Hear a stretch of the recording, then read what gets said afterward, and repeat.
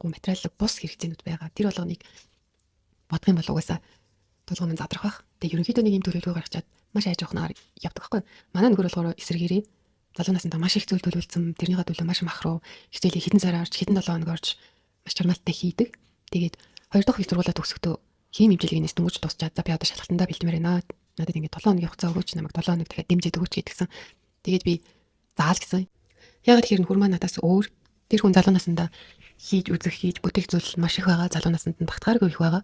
Гэтэл ингээд өвчтөй болоод өвчтний байр суурин дээр олон жил амьдрахаар улмал өөрт нь хэцүү байсан баг. Тэгээд уг нь бол би муу ээж ингэж их хичээл хийх юм бол өөрт нь муу. Гэтэ би ерөөсөө тийм зүйл яриаггүй. Зүгээр л хүслийг нь дагсан. Тэгээд ээжтэй хэлээд ээж авдаа хэлээд нөхрийгөө төрсөн гэрч рүүгээ явуулсан.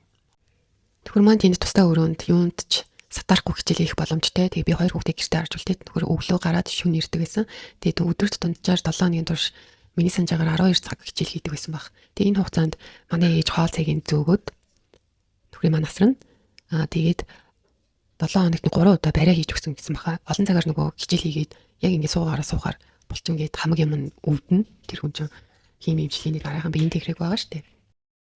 Эцэст нь энэ бүх дэмжлэгийн үр дүнд манай нөхөр шалгалтаа онцгой сургуулийн амжилттай төгсч чадсан. Саяхан манай нөхөр ажилласаа гараад группийн хүн болсон. Яг тэгэхээр дөрөвдүгээртний хадартай. Тэгээд цаанаасаа л тийм журмтай юм лээ группт орох.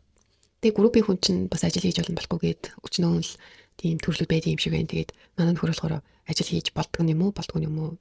Сайн бид төр мэдгүй байгаа. Асуусан чинь болно гэж хэлсэн. Тэгээд төрийн байгуулагч хэвчээ штэ. Нэг хүнээс насгаар болно гэ нөгөө хүнээс насгаар болдгоо гэд аюу тийм тодорхойгүй бүрийн хийм яриад байдаг. Тэгээд би нөхрийг тэгсэн л дээ. За чиний хувьд бол ингээд олон варианттай байх хэрэгтэй. Чи үнэхээр гэрт сууж чадахгүй, үнэхээр өвчтэй гэд өдрөөлгөө өөрийгөө мэдэрч чадахгүй. Энэ хэцүү байгаа чамд ойлгож чинь тэгвэл чи англи хэлээр төвшөлээд ажил хийвэл яасан бэ гэд хэлсэн. Тэгээд манай нөхөр за гэж шууд хөлийн зөвшөөрөөгүй л дээ. Тэгээд энэ хугацаанд бас өөр газрууд руу одоо тэр санхүүгээр төгссөн штэ. Тэрүүгээр мэрэгчлэрээ бас ажил хиймээр байна гэж CV явуулсан боловч ямар ч газар хавтартай тэгээд хавтран даамжраад явж байгаа хүнийг бас ажилдаа авах сонирхолгүй байсан. Тэгсэн чинь манай нөхөр за би англи хэлээр төвшөлээд ажил хийя гэд олон улсад багшлах эрх өгдөг тийм сургуулийн онлайн сургалтанд нь одоо сертификат авах онлайн сургалтанд нь бүртгүүлсэн. Тэгээд эхний нэг хэд хичээлээ хийгээд төр завсарлага авсан байгаа. Шинэ хэмжээлгээ нэлээд биеийг нь хүнд байлгадаг учраас хүний амьдралын үнэт зүйл юунд ч байж болно. Тийм болохоор тэрийг заавал ойлгоол, тэрийг заавал хүлээн зөвшөөрөөл, тэрийг эсвэл өөрийнхөө ижил болох гэдэг ямар ч шаардлага байхгүй.